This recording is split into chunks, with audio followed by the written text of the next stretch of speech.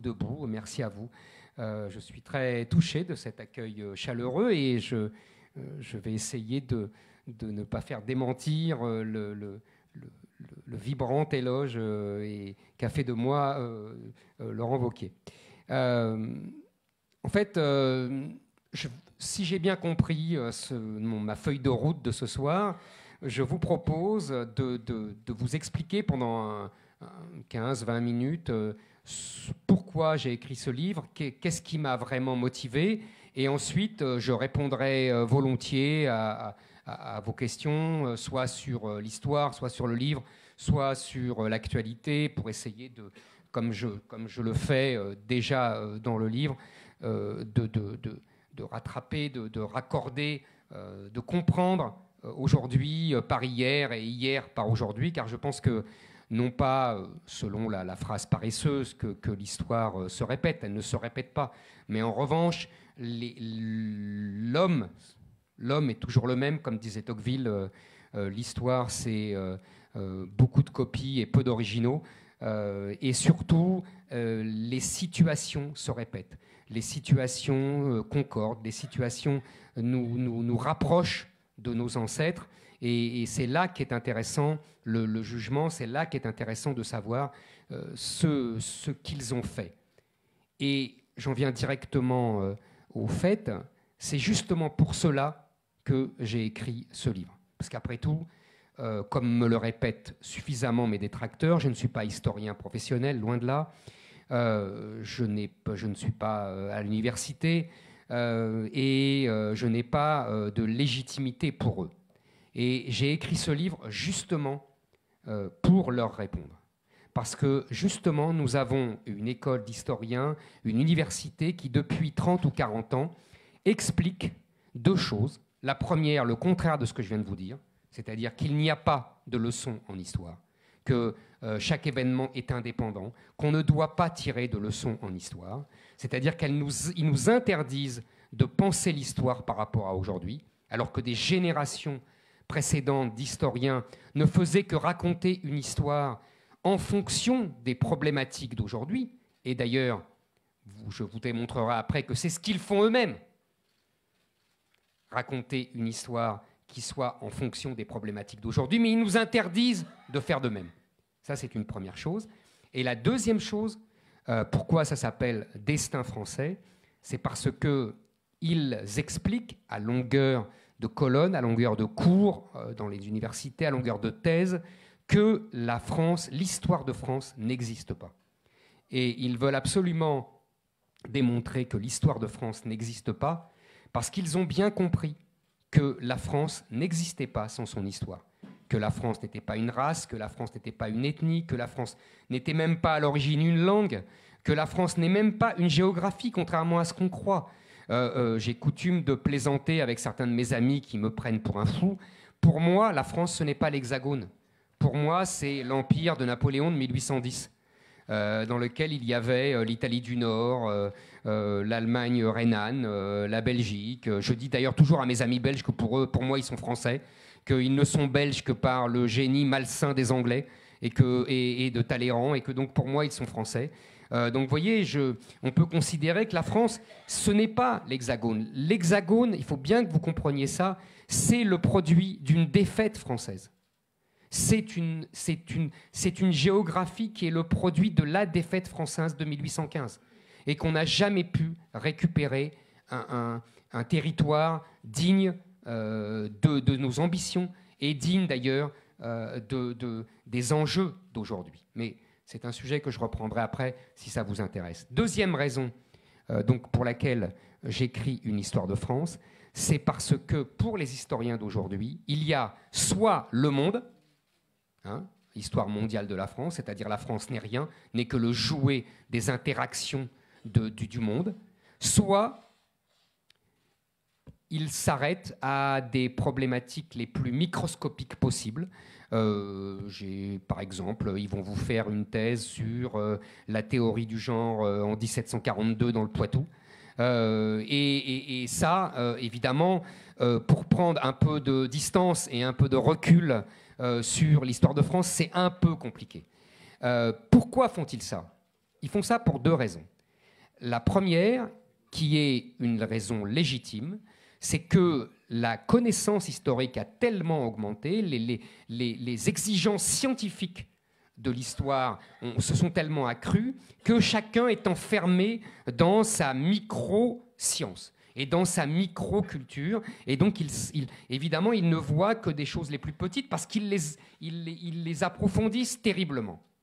Et puis, il y a une autre raison qui est beaucoup plus idéologique, qui est, je dirais, beaucoup moins légitime. C'est-à-dire qu'ils veulent absolument montrer qu'il n'y a pas de France, que la France est une création artificielle, que la France est une création injuste même, inique, qui s'est bâtie sur le dos des victimes. Alors les victimes, c'est toujours les mêmes, hein. C'est les vaincus, ce sont les femmes, ce sont les colonisés. La liste des victimes, elle est en libre service depuis 30 ans dans toutes les télévisions et dans tous les médias et dans toutes les universités. Hein, vous la connaissez aussi bien que moi. Et donc, la France, c'est pas partie des victimes, elle fait partie des bourreaux. Et donc, il faut méthodiquement détruire cette histoire de France. Il faut méthodiquement montrer que tout ça n'existe pas. Il faut en vérité ridiculiser notre prétention à être une nation et une grande nation, comme disaient les Allemands au XIXe siècle. Et là, l'objectif de l'histoire est simple. Comme c'est l'histoire qui a fait la France, c'est l'histoire qui va défaire la France. Et leur ambition est énorme. Et leur ambition est en voie d'être réussie. Si vous regardez les livres d'histoire de vos enfants, des adolescents, c'est sidérant. C'est absolument sidérant. Ouvrez un livre d'histoire encore des années 70 et ouvrez un livre d'histoire aujourd'hui de 4e, de 3e. C'est absolument impressionnant. D'abord, il n'y a plus grand-chose. Et surtout... l'histoire de France est noyée dans un ensemble qui doit répondre aux problématiques d'aujourd'hui.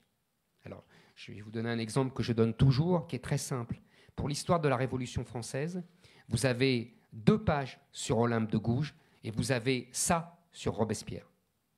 Ça, c'est l'histoire de France moderne. Et pourquoi ? Parce que Robespierre est un méchant, donc la prof va leur expliquer que c'est un méchant et un fou qui voulait tuer tout le monde. Et vous avez ensuite Olympe de Gouges. Pourquoi ? Parce que c'est une grande héroïne féministe. Peu importe que tout le monde se foutait d'Olympe de Gouges en 1793. J'ai coutume de dire que Robespierre a dû la faire guillotiner sans même savoir qui c'était. Que pendant 1 siècle et demi, elle a absolument disparu de l'histoire de France. Que c'est Benoît de Groot, dans les années 60, une écrivaine, comme elle disait, qui l'a ressuscité et qui a inventé ce personnage comme un personnage de la Révolution française. Mais Danton, Robespierre, Mirabeau, se seraient bien marrés. Elle n'existait pas pour eux. Eux, les femmes qu'ils connaissaient, c'était soit les grandes duchesses, soit les tricoteuses qui surveillaient dans les assemblées pour qu'il y ait des condamnations à mort, soit la grande Thérouanne de Méricourt qui avait été la plus féroce dans les massacres du 2 septembre. Ça, alors là, ils les connaissaient. Mais alors, Olympe de Gouges, la déclaration des droits de les femmes, etc., rien. Mais vous avez bien compris que, peu importe, puisque nos historiens sont persuadés que l'histoire qu'on nous a appris dans le passé était une construction complètement artificielle pour inventer une nation française qui n'existait pas, ils se sentent tout à fait légitimes à leur tour, inventer une histoire qui corresponde aux problématiques d'aujourd'hui et à l'idéologie qu'ils veulent faire passer aujourd'hui. Et alors, ils vont vous expliquer que l'islam est à l'origine de la France autant que le catholicisme. Et ils vont vous inventer des histoires, ils vont vous expliquer que la bataille de Poitiers, ce n'était rien. Ah voilà, ça c'est la nouvelle trouvaille. La bataille de Poitiers, Charles Martel, tout ça, c'est de la rigolade. Bon, c'était comme ça. Ils avaient le choix entre une partie de foot et une bataille, et ils ont choisi la bataille. Mais vraiment, franchement, il fallait pas les pousser pour qu'ils choisissent le terrain de foot. Hein. Ils vont vous expliquer que, de toute façon, il n'y a pas eu de vraie bataille et que les conquérants arabes étaient là pour piller et que, de toute façon, ils ont perdu parce qu'ils avaient trop de poids de leur pillage et qu'ils sont allés piller ailleurs. Ils oublient simplement de vous dire que c'est dans cette conception de la guerre, c'est-à-dire la guerre conçue comme un pillage, qu'ils ont conquis la moitié de la planète. Et que c'est comme ça qu'ils ont conquis l'Espagne, et c'est comme ça qu'ils ont conquis tout le sud de la France. C'était leur manière de conquérir. Et donc, quand Charles Martel les arrête, c'est un coup d'arrêt majeur. D'autant plus, et ça, c'est le grand historien américain qui explique ça, Hamsun, qui explique que chaque civilisation a son mode de combat, et que le mode de civilisation occidentale est né avec les hoplites grecs qui, justement, ne pillaient pas et faisaient des affrontements solides, très durs, pour détruire l'adversaire, que c'était le génie de l'Occident. Charles Martel, comme par hasard, a retrouvé dans cette bataille les fondamentaux de la Rome antique et des fondamentaux de la stratégie romaine. Donc vous voyez, une simple bataille, je vous raconte cette simple bataille pour montrer comment, d'une même bataille, on peut raconter deux histoires différentes. Et, si vous voulez, moi, ce que j'ai voulu raconter, c'est l'histoire de France du point de vue français. C'est ça, en fait, le côté iconoclaste de ce livre, par rapport à tout ce qu'on a vécu depuis 40 ans. Ce n'est pas, non pas que la France ait tout fait bien, non pas que la France ait toujours réussi, loin de là, non pas qu'elle ait qu'un beau côté à présenter, non pas que j'invente, comme on me reproche, un nouveau roman national, avec le sous-entendu de roman comme invention. En fait, je vais vous dire, quand vous entendez quelqu'un reprocher le roman national, ne vous leurrez pas. Ce qu'il vous reproche, ce n'est pas le roman, c'est le national.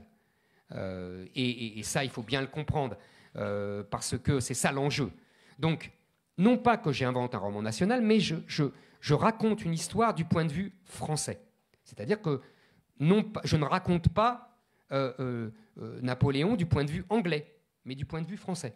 Je ne vais pas raconter la guerre de 14-18 du point de vue allemand, mais du point de vue français. Je ne vais pas raconter la colonisation et la décolonisation du point de vue des colonisés, mais du point de vue français. Encore une fois, ça ne signifie pas qu'on a toujours raison. Ça signifie simplement qu'il faut se réapproprier son histoire. Pourquoi faut-il se réapproprier son histoire? Car c'est la seule solution pour se réapproprier son pays, et c'est la seule solution pour qu'on se sente de nouveau français. Il y a, vous savez, une très jolie formule d'André Suarez, un grand écrivain malheureusement oublié aujourd'hui, et qui dit il y a deux types de Français, il y a les Français par l'esprit et il y a les Français par la chair. Et les Français par la chair, bon, ils sont là depuis des siècles, c'est simple, ils sont français, ils ne se sont jamais posé de questions. Et puis il y a les Français par l'esprit qui viennent d'ailleurs. Et eux, auparavant, et j'en suis sans doute la dernière génération, on les rendait français par l'histoire de France. C'est-à-dire qu'on s'appropriait les héros de l'histoire de France. Moi, j'ai grandi, quand j'étais enfant, je rêvais d'être dans les batailles de Napoléon, je ne comprenais pas pourquoi il était allé en Russie, et je rêvais de lui dire « mais t'es fou, arrête-toi là !» Voilà, c'était ça avant. Et on regardait à la télévision Vidocq, on regardait les Schumacher, l'espion de l'empereur. C'était les séries qui vous racontaient encore plus l'histoire de France. Ça, c'était mon enfance. C'est comme ça qu'on devenait français, par l'histoire de France. Et aujourd'hui, justement, la grande bataille de l'histoire, c'est que les historiens estiment qu'il faut raconter à chacun l'histoire de ses origines. Alors on va raconter aux petits Arabes l'histoire du Maghreb, on va raconter aux petits Africains l'histoire des royaumes africains, on va raconter aux petits Asiatiques la glorieuse histoire de la Cochinchine avant la France et après la France, et on va leur expliquer que les Français ont été de méchants colonisateurs. Entre parenthèses, la plupart ne seraient pas nés s'il n'y avait pas eu la colonisation française, puisqu'ils mourraient tous comme tous les pays tellement pauvres c'est la France qui a apporté la médecine et qui a permis d'arrêter la mortalité infantile massive qu'on connaissait dans toutes les sociétés traditionnelles. Donc, mais à part ça, on va leur expliquer que la France a été un méchant colonisateur et qu'ils doivent récupérer leur culture. Ça, c'est leur meilleur moyen de désintégrer la France. Et c'est exactement ce qui a été réussi. C'est-à-dire que chacun estime qu'il est de son origine, de sa culture, de sa race, comme dit Ouria Bouteldia, et qu'il doit prolonger son histoire, y compris sur le sol français. Et que l'histoire de France n'est que l'histoire des Gaulois, n'est que l'histoire de ceux qui étaient là avant, et qui sont des salauds puisqu'ils nous ont colonisés. C'est ça exactement à quoi on est arrivé. Alors que l'histoire enseignée auparavant, je raconte dans mon introduction une phrase absolument extraordinaire d'Alfred Grosser. Je ne sais pas si vous vous souvenez de ce nom, c'était un historien qui comptait quand moi j'étais à Sciences Po et qui était très important. Et son père était allemand et son père avait été médecin dans l'armée allemande pendant la guerre 14. Donc vous voyez, il était du camp allemand. Et puis dans les années 20-30, il arrive à Paris, il devient français. Et dans les années 50, il fait un cours et il raconte l'histoire de la guerre 14. Et à un moment, en parlant des soldats français, il dit « nous ».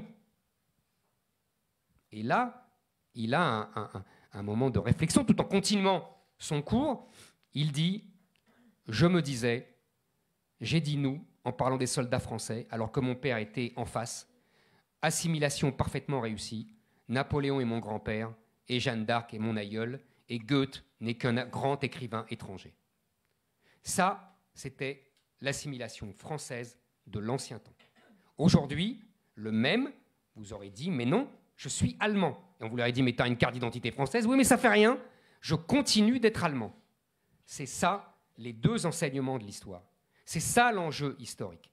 Et si vous voulez, cet enjeu historique est essentiel et majeur. Et vous avez bien compris, parce que les guerres d'historiens, on en a toujours eu dans l'histoire de France. On a eu, les plus anciens s'en souviennent, la lecture communiste de la Révolution et la lecture libérale, Furet et compagnie, de la Révolution. Avant, on avait eu la lecture monarchiste, le Grand Bainville, et puis la lecture républicaine, les Hollard, Mathiès, qui s'engueulaient en plus entre eux parce qu'il y en avait qui étaient dantonistes et les autres qui étaient robespierristes. Et puis avant, alors là c'est vraiment pour la petite histoire et c'est le plus amusant, sous l'Ancien Régime, on avait eu l'opposition entre les mérovingiens et les romanistes. Là, moi j'adore cette opposition, c'est-à-dire que les mérovingiens disaient que les aristocrates c'était les Francs et que le tiers-état c'était les Gaulois. Et que les privilèges des aristocrates venaient du fait qu'ils avaient été les vainqueurs 1000 ans plus tôt, et que donc le tiers-état n'avait qu'une chose à faire, se taire. Et la monarchie française, très inquiète de cette division de la nation française, a fait monter au créneau des historiens romanistes qui ont expliqué, mais pas du tout, la France, c'est le descendant de Rome. C'est le descendant de Rome, de l'Empire romain. C'est d'ailleurs la thèse que je défends dans le livre. Je pense que la France, c'est Rome au carré, c'est-à-dire Rome, le catholicisme, et Rome, l'Empire romain. Et c'est pour ça que je vous parlais tout à l'heure de mon magnifique empire de 1810. Mais pour vous dire l'influence politique des guerres de l'histoire, vous savez très bien, pour les communistes et les libéraux, vous savez très bien que la lecture communiste a influencé des décennies de batailles politiques et d'enjeux politiques. Mais pour revenir à mes petits romanistes et mes petits mérovingiens, dès que la Révolution commence et qu'il y a un affrontement, évidemment, entre le tiers-état et les aristocrates, Sieyès dit « Mais si les aristocrates ne sont pas contents, qu'ils retournent dans leur forêt de Franconie. » 3 ans plus tard, ils sont tous sous la guillotine. Vous comprenez ce que je veux vous dire? C'est qu'en France, les guerres d'historiens, ça finit par des guerres politiques. Et les guerres politiques, ça finit souvent par des guerres civiles. C'est une des grandes leçons que je tire de ce travail. C'est même terrifiant, en vérité. À quel point ça marche à chaque fois. Quelques mois avant la Révolution de 1848, Lamartine écrit une histoire des Girondins qui a un énorme succès, qui réveille la nostalgie de la Révolution, et c'est la Révolution de 48, et c'est Lamartine qui prend le pouvoir. On vit en France là-dessus. À chaque fois qu'il y a des combats d'historiens, qu'il y a des affrontements d'historiens, ça a des influences sur le combat politique ensuite, et très souvent, car on est le pays des guerres civiles, on est le pays des guerres de religion, ça finit en un vrai affrontement, les armes à la main. Et c'est pour ça que cet enjeu historique aujourd'hui, que j'essaye de vous expliquer avec des historiens qui nous disent qu'il faut que chacun continue l'histoire de ses origines, on voit bien où ça mène. Ça mène tout simplement à la désintégration française et avec des territoires avec des populations qui vont dire « mais moi, je ne veux pas poursuivre l'histoire de France. Moi, je veux pouvoir poursuivre une autre histoire. Mais j'ai rien à faire avec ces gens-là. » Et c'est ça qu'on est en train de vivre. On est en train de vivre la partition, comme dirait François Hollande. François Hollande lui-même l'a dit que ça finirait par une partition. Il faut bien comprendre que... Et ça, je pense, peut-être que je me leurre, je pense que ça a commencé dans la conception qu'on avait de l'histoire de France. Et je pense qu'on nous a changé l'histoire de France, et ça, en changeant l'histoire de France, on a changé l'avenir de la France. Et c'est pour ça que j'ai essayé d'écrire ce livre pour contrecarrer ça. Alors, vous savez, on est toujours, quand on écrit, entre l'humilité et l'orgueil démesuré. Humilité, on sait que ça ne servira pas à grand-chose, et l'orgueil démesuré, on croit qu'on va changer la face du monde en écrivant un livre. On est toujours entre ces deux approches et ces deux sentiments contradictoires. Et bon, j'espère que la balance penchera un peu vers une certaine utilité. En tout cas, merci de m'avoir écouté.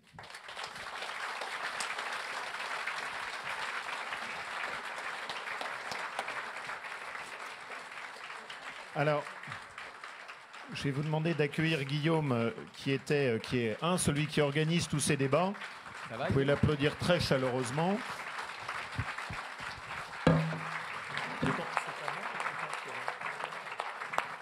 D'autant que Guillaume a son père dans la salle qui est extrêmement fier de lui, et que moi j'ai ma mère dans ma salle qui théoriquement est aussi un peu fière de son fils, et que Éric a lui-même ses deux enfants qui sont au premier plan et qui le regardent avec admiration.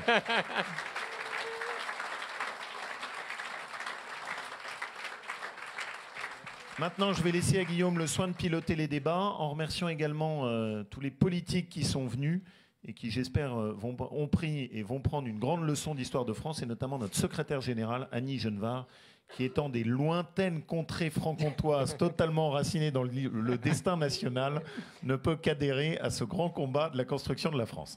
Guillaume. Un grand merci à Laurent. Pardon pour ce retard, Laurent m'avait envoyé chez le Premier ministre, et le Premier ministre parle des heures pour blablater, pour ne pas dire grand-chose, d'où ce retard. Voilà. En écoutant Éric Zemmour, je me disais qu'on avait beaucoup de chance, parce que, Éric, vous ne dites pas, contrairement à ce que disent des caricatures stupides, vous ne dites pas « c'était mieux avant », mais vous dites « on a une belle histoire de France, on doit être fiers de notre histoire, et surtout, nous qui sommes engagés dans la vie publique, on doit être fiers de l'idée de poursuivre l'histoire de France. » C'est ça l'action politique, au fond, poursuivre l'histoire de France. Alors, je suis sûr que vous avez plein de questions.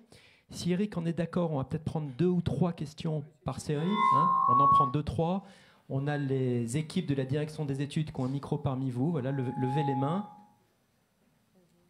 Allez-y.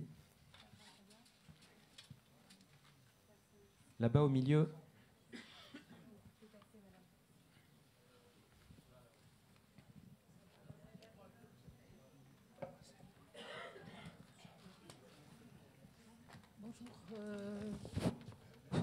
Ça marche? Non? Si, ça marche. Bon.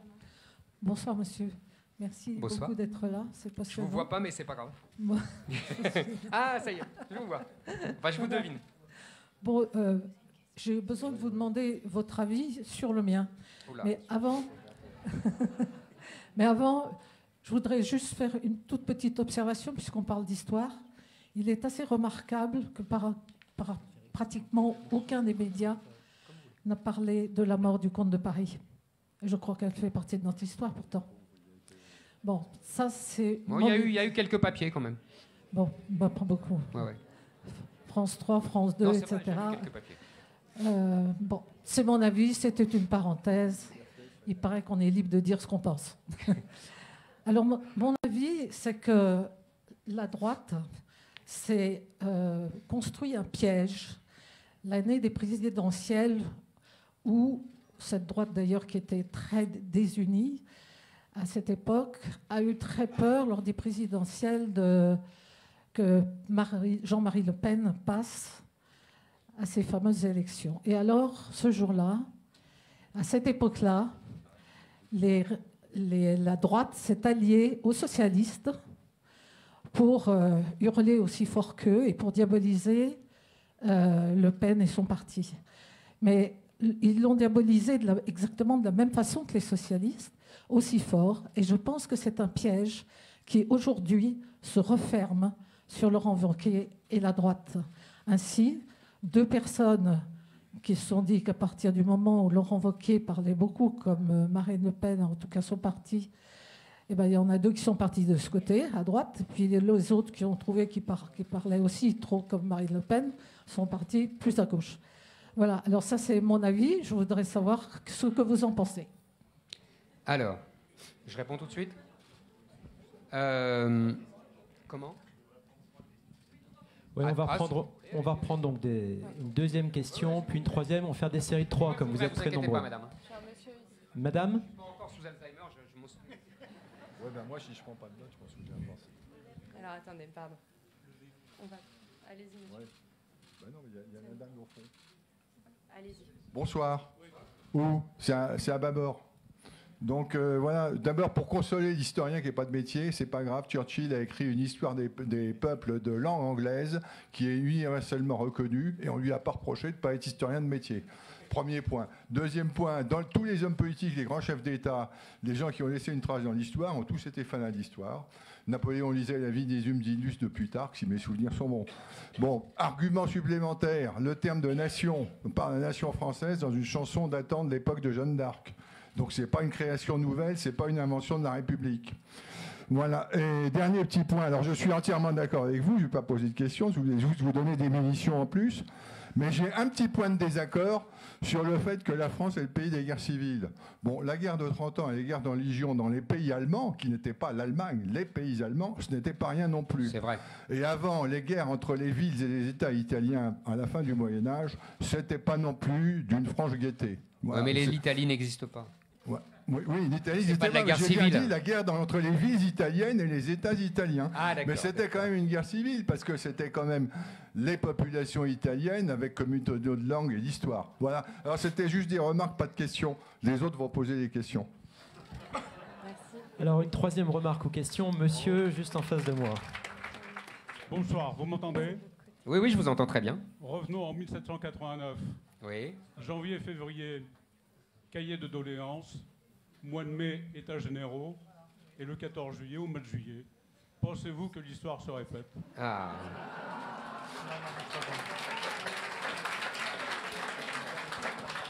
C'est marrant, je l'attendais cette question. Je dois être devin.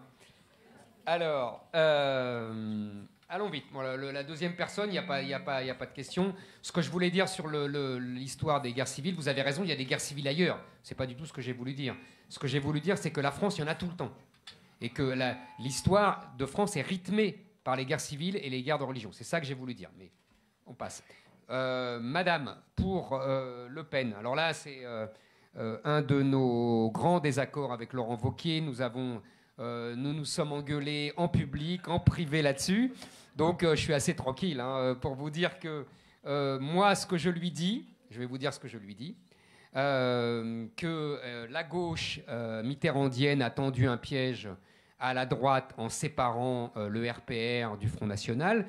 C'est une méthode qu'utilise la gauche, et là, vraiment, j'ai pu travailler dessus et et je soumets à la sagacité de Laurent cette histoire-là, parce que c'est la méthode qu'utilise la gauche depuis le début de la Troisième République. Ça a toujours marché entre les légitimistes, les orléanistes et les bonapartistes. Et d'ailleurs, c'est exactement la même chose. Les orléanistes, c'est-à-dire les centristes, ont toujours trahi et sont allés à la gauche contre les légitimistes et les bonapartistes. C'est une histoire qui se répète sans cesse depuis un siècle. Donc je pense effectivement, vous savez, quand je vais voir, quand il y a des gens, des électeurs du Front National qui viennent me voir, j'ai l'impression de voir les gens du RPR que je voyais quand j'étais journaliste politique à la fin des années 80 et début des années 90. C'est exactement la même sociologie, c'est la même typologie, c'est en général des braves gens qui étaient au RPR avant et qui maintenant sont au Front National. Et Charles Pasqua, si je puis me permettre, j'ai beaucoup côtoyé Charles Pasqua, avait dit à Jacques Chirac en 1986, quand il avait refusé l'alliance avec le Front National, à l'époque, il aurait mis 3 ministres Front National et le Front National était mort 2 ans plus tard, exactement comme Mitterrand avait fait avec les communistes. Charles Pasqua avait dit, pour l'instant c'est eux qui nous courent après, bientôt on leur courra après. Et comme d'habitude, Charles Pasqua avait raison. Voilà, ça c'est la deuxième question. Ne m'applaudissez pas trop parce que Wauquiez va m'engueuler après. Alors, donc, et troisième question, ça y est, mon Alzheimer précoce avance. La troisième question, les gilets jaunes. Ah bah oui, les gilets jaunes, évidemment. Alors, question sérieuse. Oui, il y a dans les gilets jaunes la trace des révoltes et des révolutions précédentes. C'est une évidence. Il y a ce côté jacquerie, même si les gilets jaunes ne sont pas des paysans. Mais en revanche, il y a ce côté jacquerie dans le fait qu'ils ne sont pas dans les villes, qu'ils ne sont pas habitants dans les villes et qui sont extérieurs à la ville. Et donc c'est une révolte de gens extérieurs à la grande ville où les richesses se créent. Il y a aussi le côté très révolutionnaire français dans cette hargne anti-monarque. Alors évidemment, Macron a des responsabilités personnelles, mais il y a chez les Français ce rapport que j'étudie d'ailleurs pour le roi fou Charles VI, c'est-à-dire que les Français ont été le peuple qui a le plus aimé son roi. Aucun peuple n'a autant aimé son roi, même quand il était fou, comme Charles VI, il continuait à l'aimer. Ça, c'est une spécificité française. Et donc, évidemment, vous allez comprendre, de l'amour à la haine, il n'y a souvent qu'un pas. Ce peuple qui aime tellement ses monarques que quand ils le déçoivent, quand ils l'exaspèrent, quand ils l'horripilent, il devient fou de haine pour le même monarque. On l'a vu, Louis XV était adoré au début de son règne. On l'a enterré en catimini, tellement il était détesté. Il faut voir ça dans l'histoire de France. Je ne vous parle pas de ce pauvre Louis XVI qui, lui, justement, a tout fait pour être populaire et qui a fini sur la guillotine. Donc ça, c'est vraiment une tradition de l'histoire de France. Maintenant, comme toujours, comme je vous ai dit au début, il ne faut pas se leurrer. L'histoire ne se répète pas de façon systémique. C'est ridicule. C'est sans doute la première révolte de la mondialisation. C'est-à-dire que c'est ce qui est fondamentalement moderne. C'est-à-dire que les victimes de la mondialisation se sont révoltées. C'est-à-dire qu'il y a, vous savez, j'ai coutume de dire aujourd'hui, il y a 3 Frances. Il y a la France des métropoles et la France périphérique. Et cette France des métropoles, elle se subdivise elle-même en 2 sous-parties. La France des vainqueurs de la mondialisation, ils sont tous les 2 les vainqueurs de la mondialisation, mais la France des centres-villes, c'est-à-dire les gens qui, comme nous, ont les moyens de vivre dans les grandes villes, à Paris, à Bordeaux, voilà, dans les grandes villes, à Londres, etc. Pour les autres pays, c'est exactement la même chose. Et puis il y a la banlieue autour de centres-villes qui sont aussi des vainqueurs de la mondialisation. Parce qu'ils sont d'abord à côté des métropoles, là où se crée la richesse, qu'ils viennent de l'étranger où leurs parents, leurs grands-parents étaient beaucoup plus pauvres qu'ils ne seraient. Donc c'est une chance inouïe d'être venus comme ça à côté des métropoles. Et qu'en plus, ils ont, si vous voulez, un système qui est branché sur les métropoles. il y a les gens qui travaillent, tout simplement, et il y en a beaucoup, qui viennent travailler où? Dans les métropoles, qui ont les boulots que les métropoles donnent, qui permettent aux gens des centres-villes de payer les restaurants pas trop chers, de faire avoir leur mode de vie de façon raisonnable. Il y a les assistés et il y a les trafics. Donc tous ces gens dans les banlieues, ils sont branchés sur les métropoles.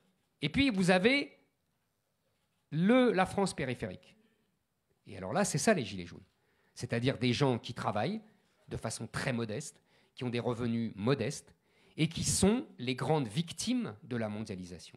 C'est-à-dire, eux, ils ont subi la désindustrialisation. Ils ont pu, comme ils ont pu, ils ont mis leurs fils dans les municipalités. Ça tombait bien, la décentralisation a permis une explosion des emplois publics, donc ça a fait un peu bouche-trou, mais ça ne remplace pas l'industrie, évidemment. Donc la désindustrialisation, pourquoi la désindustrialisation? Tout simplement parce que les emplois, au nom de la mondialisation, ont été mis ailleurs, hein, en Chine, en Turquie, en Inde, etc. etc. Tout le monde le sait. Et puis, ces gens de la France périphérique, ils doivent travailler quand même dans les métropoles, puisque tout est dans les métropoles. Donc ils font 50 km, 80 km pour aller dans les métropoles. D'où, évidemment, l'étincelle qui a été la voiture et cette augmentation des prix avec les taxes et tout ça. Voilà pourquoi cette révolte est en même temps profondément moderne. Elle tire des éléments du passé comme toujours, mais elle est profondément moderne. C'est la révolte des victimes de la mondialisation contre les vainqueurs de la mondialisation. Et d'ailleurs, vous avez remarqué que les uns et les autres ne se sont pas mélangés. C'est très frappant. C'est une grande leçon de cette révolte des Gilets jaunes. Il y a eu d'un côté la France des Gilets jaunes, la France des petits blancs, comme diraient les Américains, la France de Johnny, qui était là aux obsèques à la Madeleine. Voilà, ça, il y avait eux. Et puis il y avait de l'autre côté, les métropoles. Je dis bien les France des deux métropoles, c'est-à-dire la France des centres-villes, qui les a snobés, méprisés, insultés, et qui maintenant les craint. Et puis il y a la France des banlieues qui ne s'est absolument pas mêlée de cette histoire. Moi, mon avis, c'est que ça tue tout argument économique et social. Car vous avez bien compris que selon les critères économiques et sociaux, ils auraient dû avoir des accointances avec la révolte des Gilets jaunes, puisque socialement, tous ces gens-là sont très proches. Mais j'ai toujours été convaincu de ça, c'est la culture qui détermine, c'est l'identité qui détermine avant. Et donc, pour la plupart, ces gens dans les banlieues se foutent complètement du sort de la France périphérique. C'est ce que je vous disais tout à l'heure, ils n'ont pas la même histoire. Donc ils se foutent complètement, pour eux, ils n'ont pas le même avenir. Et au milieu, il y a la France des élites, la France des vrais vainqueurs de la mondialisation, qui jouent avec tout ça et qui essayent de survivre et de ne pas se faire voler ni sa voiture, ni sa belle maison dans le 8e arrondissement. J'habite dans le 8e arrondissement. Merci. Alors, qui lève la main? Madame. On ne vous entend pas. Ah oui, parlez plus fort parce que déjà que je suis myope, je vois rien, donc si j'entends plus, Moi alors là... aussi, mais c'est la faute du micro. Bonsoir, chère madame. Je vous suis beaucoup à la trace, hein. Vous m'intéressez énormément. Merci, je madame. ne rate aucune de vos émissions et de vos interventions. C'est une déclaration. Hein. Oui, tout à fait. Bah, merci, chère madame. Intellectuel. Je voulais vous dire que je ne crois pas que, comme on tente de vous présenter, vous soyez un passéiste. Je crois que vous vous appuyez sur l'histoire pour voir plus loin. Et je voudrais vous proposer 3 mots et voir le lien que vous pouvez en faire pour l'avenir. L'Europe actuelle de Bruxelles, la catastrophe démographique de l'Europe et l'immigration.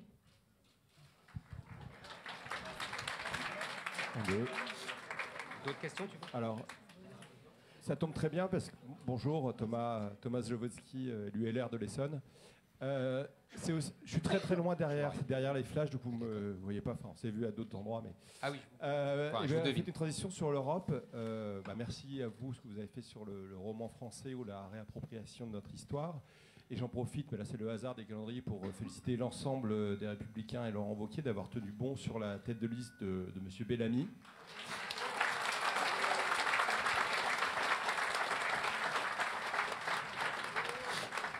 Et il y a bien que les gens de LCI, pour parler d'un candidat qui divise, je ne sais pas trop qui divise, mais en tout cas pas au sein des Républicains. Au-delà de ça,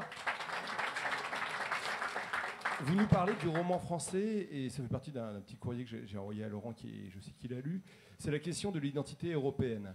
Et en fait, j'aurais une question pour M. Zemmour, c'est qu'est-ce qu'on peut faire pour se réapproprier notre histoire? Alors on peut, quand on sera au pouvoir, réécrire les manuels d'histoire, enfin, avec un comité d'experts, lancer quelque chose de scientifique, mais de trouver des appropriations. Puis comme des petits garçons, alors mon fils s'appelle Charles pour tout un tas de raisons, puis vous avez dit un peu celles qui ont présidé tout à l'heure, mais pour qu'on puisse se projeter pour des héroïnes ou des héros, hein. Enfin je fais un peu de mauvais français, mais sur l'Europe, quel serait votre conseil? Puisque pour nous, l'enjeu de ces élections européennes, c'est qu'est-ce qui nous réunit dans les peuples européens. Je pense que c'est quelque chose de trop oublié. C'est pour ça que je parlais de M. Bellamy.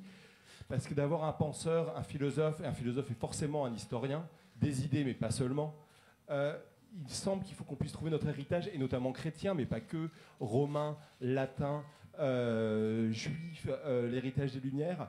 Et donc, dans les propositions que les Républicains devraient porter, moi, j'avais fait une proposition, on verra si elle sortira, d'avoir une université européenne de la culture ou une capitale européenne de la culture, ou pourquoi pas une capitale historique à Trieste. Bon, c'est d'autres sujets.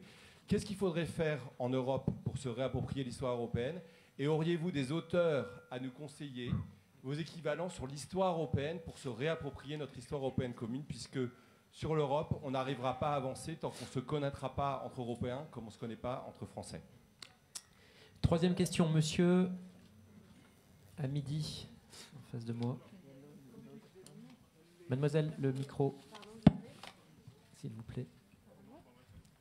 Oui, bonjour monsieur Zemmour. Je vous le ramène. Pardon. Bonjour monsieur Zemmour. Bonsoir. Moi j'ai une question toute simple. Vous parlez de la désagrégation de l'histoire de France et de la France. Moi je voudrais savoir quel est le but de ces personnes et si elles sont identifiées. Et si dans les 40 dernières années, il n'y a pas eu quand même des alternances qui nous auraient permis peut-être d'influencer ce sinistre destin. Alors, c'est assez simple et très compliqué, chère madame. En fait, il y a toute une école intellectuelle française. J'expliquais ça dans mon précédent livre, surtout dans Le suicide français, qui remonte à d'ailleurs des intellectuels très brillants comme Foucault, Derrida, Guattari, etc., qui comment dire, poussent à la déconstruction de la France. Et on pourrait, et c'est ce que j'allais dire, on pourrait remonter très loin parce que c'est une grande tradition des élites françaises. J'explique ça dans Le Destin, si vous voulez, il faudra aller trop loin. C'est-à-dire que je pense que les élites françaises ne supportent le peuple français que quand il est en mesure de lui donner les clés de la domination en Europe. Quand il est en mesure de lui donner les clés de la domination en Europe, ça s'appelle Louis XIV, ça s'appelle Richelieu, Louis XIV, Napoléon, là, les élites françaises sont françaises. Et puis quand le peuple français est vaincu, alors là, les élites françaises estiment que ce n'est pas de leur niveau et qu'elles doivent de toute façon dominer l'Europe. Et donc, elles sont prêtes à se donner aux vainqueurs. Alors, elles se donnent à l'anglais, elles se donnent à l'allemand, je vous passe les détails, elles se donnent à l'américain, elles se donnent maintenant à Bruxelles. Hein, c'est-à-dire qu'elles se donnent à celui qui va leur permettre de continuer à gouverner l'Europe, puisque c'est comme ça qu'elles se regardent dans leur miroir. Les élites françaises se considèrent comme plus intelligentes que les autres, et donc doivent absolument gouverner l'Europe. Si le peuple français n'est plus en mesure de leur donner ces clés-là, eh ben, elles vont le chercher ailleurs. Et là, on a, si vous voulez, un détour de ça, c'est-à-dire qu'on a des universitaires qui estiment que la France est morte, puisqu'elle ne leur permet plus de gouverner l'Europe. Et donc, il faut l'achever. Voilà. Il faut l'achever, et en plus, elles habillent ça toujours, ça c'est le génie de la France, c'est qu'on est le pays de l'intellectualisme, on est le pays de l'abstraction, on est le pays du concept. Taine a écrit des pages absolument sublimes là-dessus, dans lesquelles il explique que tout part de Descartes et que nous sommes le pays de l'abstraction. Et c'est pour ça qu'on fait la Révolution française. Nous sommes le pays de l'abstraction et donc nous sommes le pays de l'universel. C'est-à-dire qu'un homme, pour nous, pour nos intellectuels, n'est jamais enraciné dans une terre et tout, ça c'est vulgaire. Il est un être pur et il est un être universel. D'ailleurs, c'est là où le laïcisme, souvent anticlérical, rejoint nos racines catholiques. Hein. Catholicos, ça veut dire universel, mais c'est un catholicisme dévoyé. C'est les fameuses idées chrétiennes devenues folles, chères à Chesterton. Et donc, cet universalisme doit abolir la France. Vous savez, vous vous souvenez, les communistes voulaient détruire la bourgeoisie au nom du prolétariat. Eh bien, ces gens-là veulent détruire la France au nom de l'humanité. Et encore, ils estiment que la France peut être fière d'elle-même, puisqu'elle va se sacrifier au nom de l'humanité. Ça, c'est vraiment, je pense, le fond de l'affaire. Alors maintenant, vous me dites la droite là-dedans. Mais ma pauvre amie, la droite là-dedans, elle regarde passer les trains. La droite, elle est depuis 1789, elle est terrorisée à l'idée d'être guillotinée. Puis, elle a été terrorisée à l'idée d'être fusillée. Puis, elle a été terrorisée à l'idée d'être traitée de droite. Et elle a été terrorisée à l'idée de ne pas être la gauche et de ne pas être soumise à la gauche. Donc, quand elle n'est pas...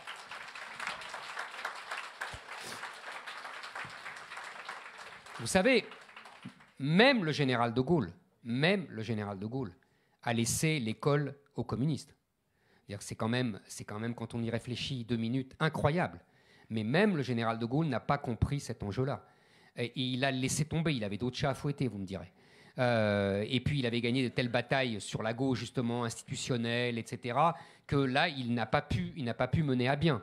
Même Napoléon, qui rétablit en vérité une monarchie sur le dos de la République, de la Révolution, eh ben, il fait accord avec les Jacobins.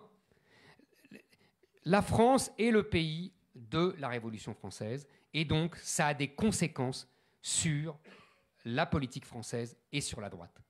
Il n'y a pas ça ailleurs. Il n'y a pas ça en Allemagne, il n'y a pas ça en Italie, il n'y a pas ça en Angleterre, il n'y a pas ça en Amérique. Vous savez, Hannah Arendt dit, j'ai lu dans Hannah Arendt quelque chose d'absolument que je trouvais fulgurant. Elle dit pourquoi il y a eu la Révolution en France et pourquoi il n'y a pas eu la Révolution en Angleterre.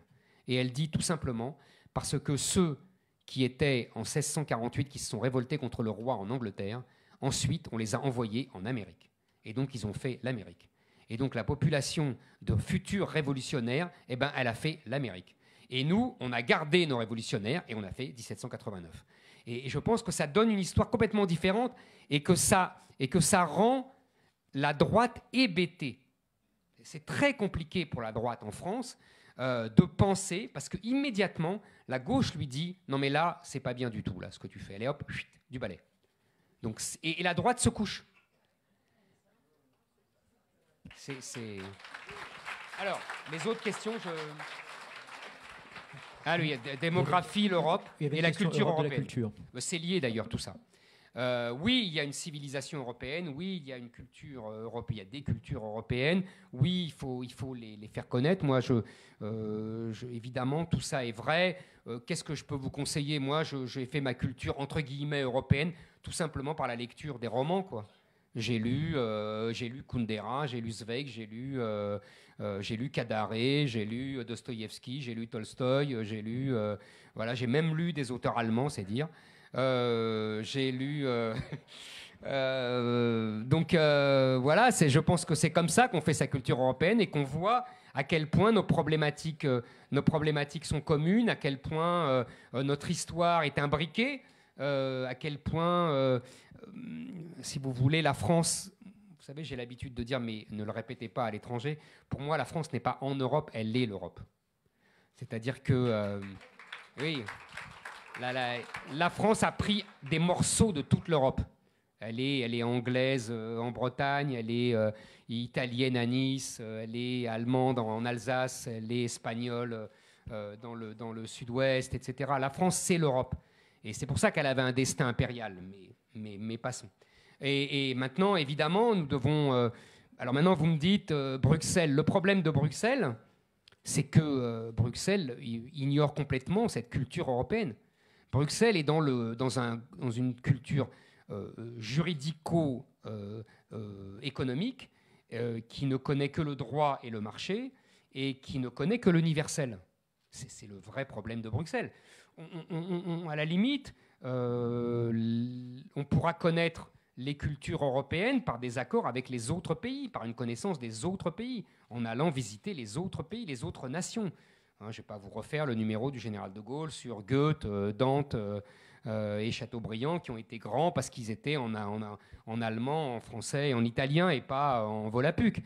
Mais il avait raison là-dessus. C'est tout le problème de la Commission de Bruxelles, qui elle, n'est que dans une logique juridique et économique.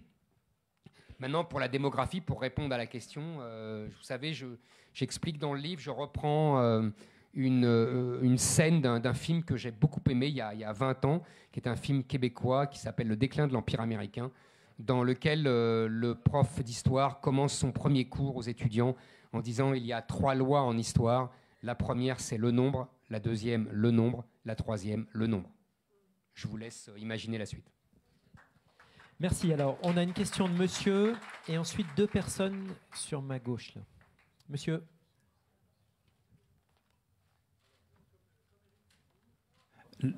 Marche pas? Si, il marche, ça y est. Alors, comme Éric Zemmour, les prospectivistes sérieux savent qu'on ne construit pas l'avenir sur des tables rases du passé.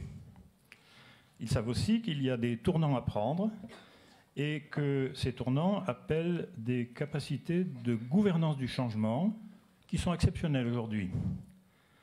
J'aimerais vous entendre sur l'art et la manière de prendre le tournant de sociétés exceptionnelles dans lesquelles nous sommes engagés. Alors on peut dire tournant, on peut dire correction de dérive, on peut dire nouvelle ère, on peut dire plein de mots. C'était votre question. Voilà. Ah, vous ne me laissez pas beaucoup de chance. Hein. Un gros point d'interrogation pour la question, mais vous allez très bien vous en sortir. Bon, et il y a 2 questions là. Voilà. C'est le vieux truc de Chirac. Passons à la deuxième question.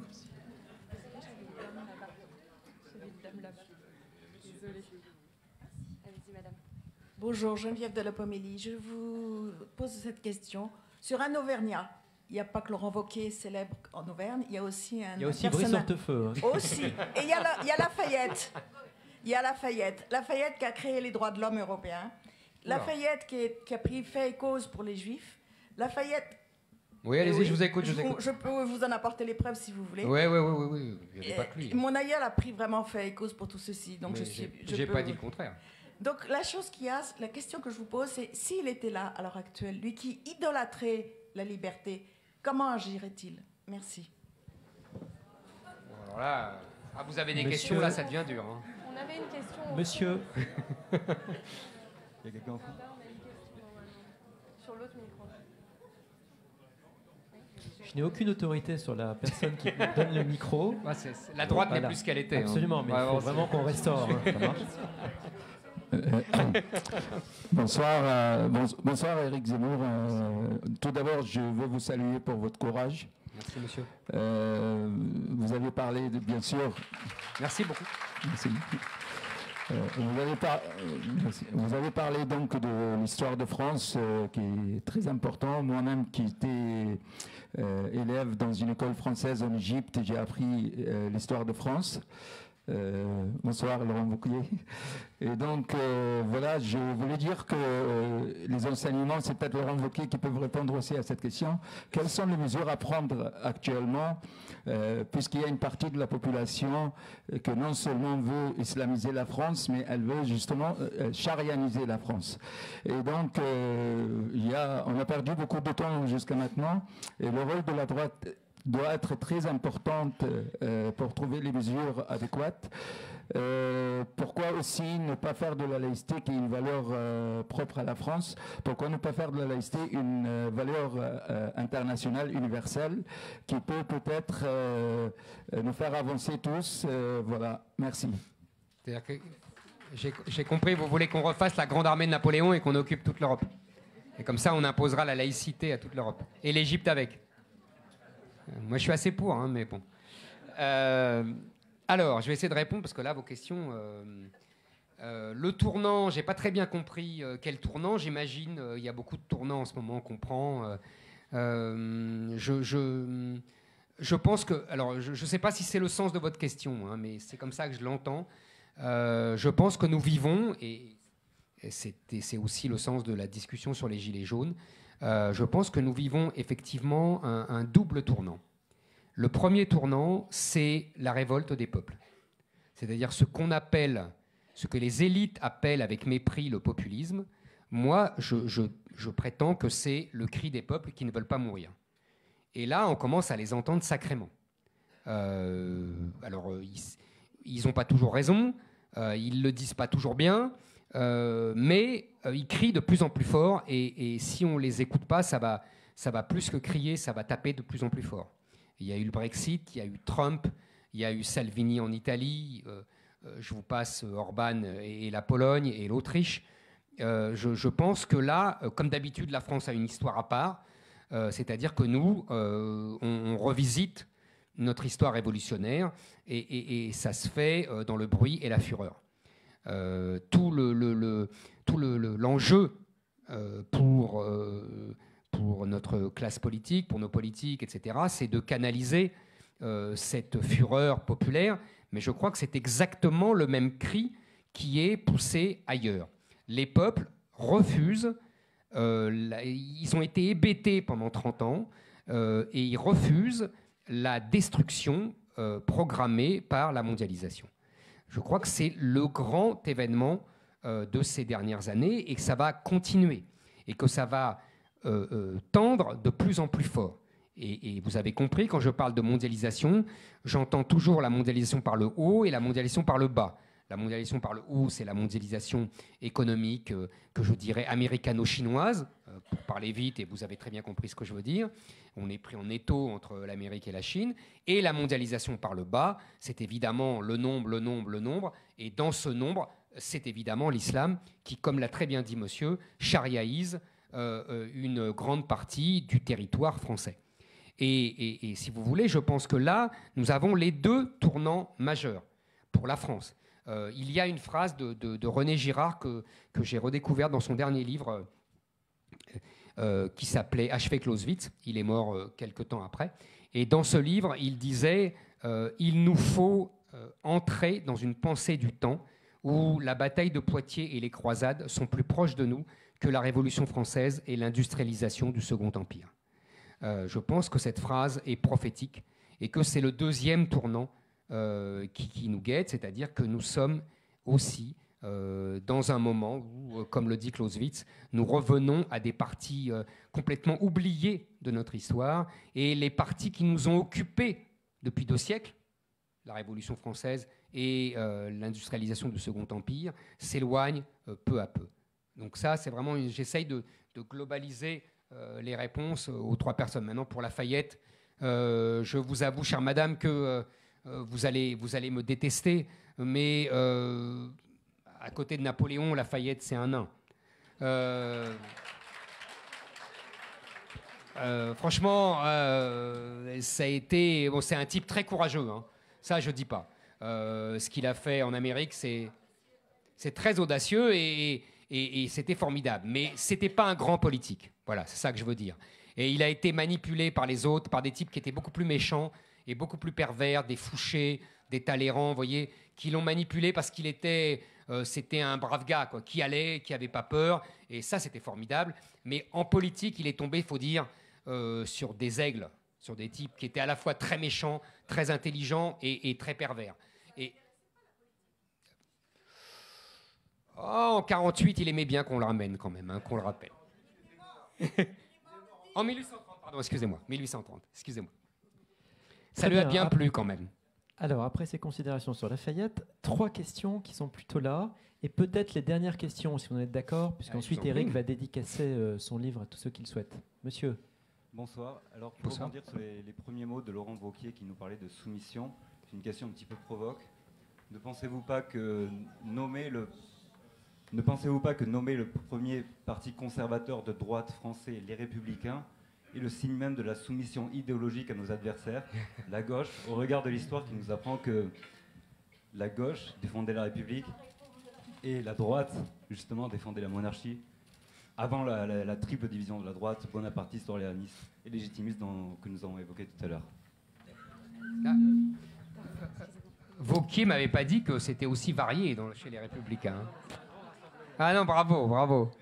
Ça me rappelle quand j'étais jeune journaliste politique et que Pierre Mazot insultait Michel Barnier, ça me plaisait bien. Ça m'amusait beaucoup. Ils s'en vendent plus maintenant, Barnier. Et ça, c'était assez drôle. Les deux autres questions, peut-être. Oui, bonsoir. Allez-y, allez-y. Hijab Kouri, je suis pharmacien, je suis l'ancienne élue de Paris.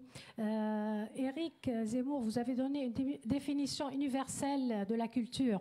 Ne pensez-vous pas que la culture, quand même, c'est la langue qu'on parle à l'intérieur d'une maison, c'est la gastronomie aussi.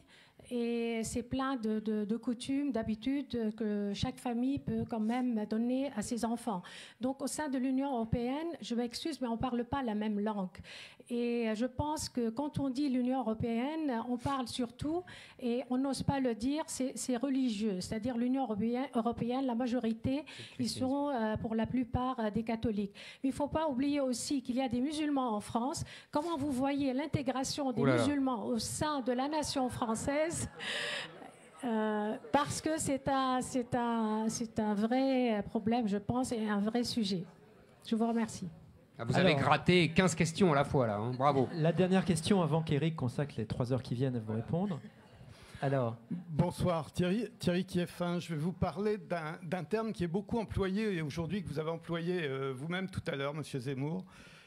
Comment peut-on parler au sujet des Gilets jaunes de la France périphérique alors que le centre de la France se trouve dans le Berry, que le centre de l'Europe économique et de l'euro se trouve dans un département qui m'est cher, qui est la Nièvre, et que la France périphérique est quand même bien au centre de tout ça. Il me semble, si mes cours d'histoire étaient bons, que la révolution de 1789 est partie d'une ville proche de chez Guillaume Larrivé qui s'appelle Clamecy. Il vote toujours à gauche d'ailleurs, c'est un problème. Voilà, tout à fait. Est-ce que vous pourriez, par hasard, avec votre pouvoir médiatique, essayer de ramener la France au centre et que la France périphérique soit vraiment la France ? Voilà. Dans sa diversité. Là, vous me prêtez un pouvoir que je n'ai pas. Hein. Écoutez, là, je vais essayer de répondre le plus succinctement possible et le plus clairement possible. Pour l'Union européenne, je crois que le problème de l'Union européenne, c'est que c'est un État sans nation. Et fondamentalement, c'est ça. C'est-à-dire qu'il y a un fantôme d'État qui donne ses instructions, et avec l'aide d'ailleurs des États européens eux-mêmes. Mais il n'y a pas de nation européenne, vous avez raison, il y a une civilisation européenne, et tout l'équilibre subtil, c'est de trouver des accords entre nations européennes sans considérer que nous sommes qu'il y aura les États-Unis d'Europe. C'était le grand mythe des fédéralistes, et je pense que ce grand mythe, ils doivent y renoncer. Le problème, c'est qu'il y en a certains qui n'y ont toujours pas renoncé. Maintenant, évidemment, le lien, d'ailleurs c'était le projet d'origine des pères fondateurs, c'est le catholicisme, vous avez tout à fait raison. C'est évidemment le ciment européen, et d'ailleurs Chirac et Jospin sont très coupables d'avoir empêché qu'on inscrivit les racines chrétiennes de l'Europe. Je pense qu'ils sont très coupables. Maintenant... ça aussi, c'est dans la révolte que l'on qualifie de populiste. On voit bien que les peuples veulent se réapproprier leurs origines, leur identité, leurs coutumes. Madame qui disait les coutumes, c'est à l'intérieur de la famille. Évidemment, et elles doivent continuer à être transmises. Ça, pour moi, il n'y a pas de sujet là-dessus. Maintenant, j'aurais du mal à répondre sur l'intégration des musulmans, car il nous faudrait une soirée entière. C'est un vaste sujet, et je pense d'ailleurs que c'est un sujet qui est en voie d'être réglé, si j'ose dire. C'est-à-dire qu'il y a une partition, là, comme pour parler encore comme Hollande. Il y a des musulmans qui veulent sincèrement devenir français, qui sont devenus français petit à petit. Je dis ça parce que, évidemment, quand on vient de contrées étrangères, on devient français, on s'approprie petit à petit la France. Et c'est le parcours de tous les gens qui viennent de l'extérieur, qu'ils étaient italiens, belges, etc. Et donc ça existe, même si je dirais que l'assimilation, comme on n'impose plus une assimilation, elle est de moins en moins bonne. C'est dramatique d'ailleurs pour les musulmans eux-mêmes, mais ça, c'est un sujet sans fin. Et puis, il y a dans nos banlieues de plus en plus de territoires qui, on dit toujours les territoires perdus de la République, ce n'est pas les territoires perdus de la République, c'est les territoires perdus de la France. C'est-à-dire que c'est des territoires qui, petit à petit, s'excluent du territoire français. C'est toute la différence entre des individus et des masses. Vous savez, il y a une phrase de Benjamin Constant que j'aime beaucoup et qui résout notre question et qui dit tout est moral dans les individus, tout est physique dans les masses. Un individu est libre car il n'a en face de lui que des personnes de sa force. Dès qu'un individu entre dans une masse, il n'est plus libre. Eh ben, l'histoire des musulmans français, c'est Benjamin Constant qui l'a vu 2 siècles avant. Tant qu'ils sont individualisés, eh ben, évidemment qu'ils vont se couler dans le giron français, comme on a tous fait. Dès qu'ils deviennent une masse, c'est-à-dire beaucoup de nos banlieues, c'est fini. Ils sont défrancisés, ils sont réislamisés, et les territoires vont doucement dériver vers l'éloignement de la France. C'est tout le problème qui va nous tomber dessus et qui nous a déjà tombé dessus. Un grand merci à Éric Zemmour. Avant que notre président Laurent Wauquiez ne conclue et que Éric ne dédicace, je fais comme toujours les annonces après la messe, si j'ose dire. C'est-à-dire j'annonce les prochains rendez-vous des idées. Ce soir, c'était le 8e soirée. Je crois que c'est probablement la plus réussie. Le 9e, ce sera... C'est gentil. Merci beaucoup. Le 9e, ça sera le mercredi 27 février. Ce sera autour du thème « Le président et le Parlement ». Et on fera un petit truc à 2 voix. Il y a Maxime Tandonnet qui viendra présenter sa biographie Tardieu chez Perrin. Et puis j'essaierai de parler aussi un peu de mon bouquin « Le coup d'État Macron ». Et un mois après, le mercredi 20 mars, ce sera Luc Ferry et Bernard Accoyer. Luc Ferry, qui a eu un petit souci d'agenda au mois de janvier, donc on fera ça le 20 mars, autour du thème de l'environnement et de la science. Voilà, merci à tous. La parole à Laurent.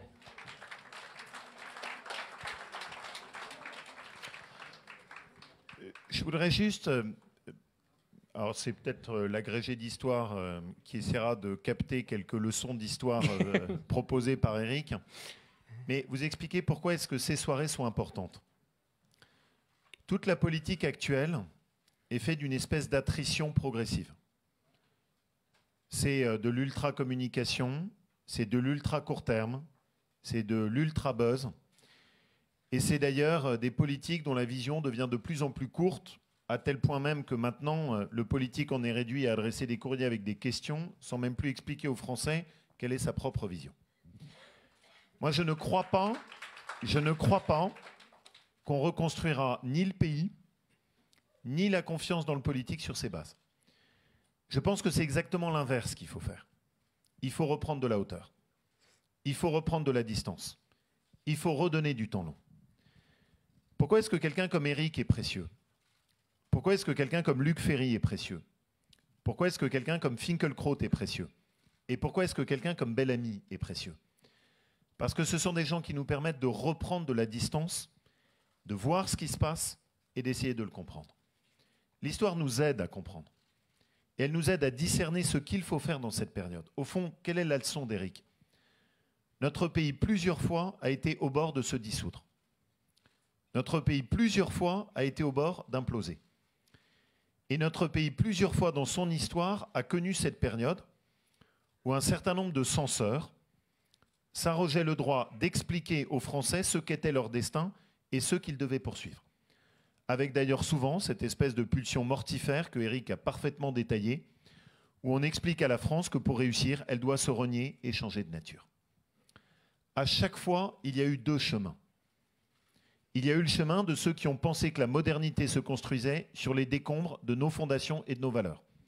Ça a abouti à Talleyrand, ça a abouti à Louis XV, ça a abouti à tous ceux qui ont souvent plongé la France dans de longues périodes de recul et de décadence. Mais il y a aussi l'autre chemin, qui parfois est notre échange avec Éric. C'est « moi, je veux garder l'espoir ». qui est les phases de sursaut, les phases de réveil. Celles qui permettent le réarmement. C'est celle de Richelieu, c'est celle de Bonaparte. Dans ces phases-là, elles se sont toujours construites sur une idée qui est au fond assez simple.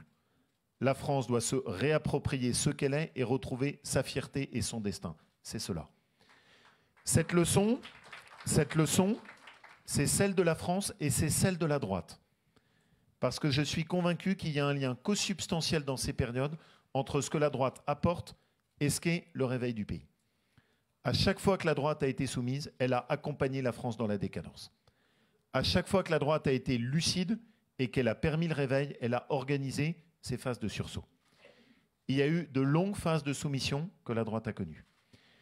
Et vous me connaissez, je pense que dans ces périodes-là, précisément, nous avons toute l'opprobre des censeurs qui est concentrée sur nous, comme elle a été concentrée sur Éric, pour faire taire.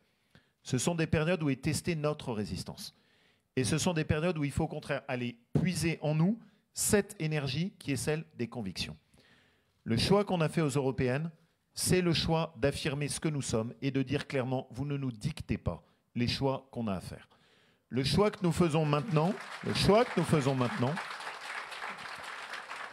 c'est tout simplement un choix qui consiste à dire, il est urgent que la droite ouvre une nouvelle page et que cette nouvelle page permette de tourner toutes celles qui ont amené à la fois au recul du pays et au recul de notre famille politique, c'est-à-dire celle où petit à petit, on s'est recroquevillé en renonçant à nos idées.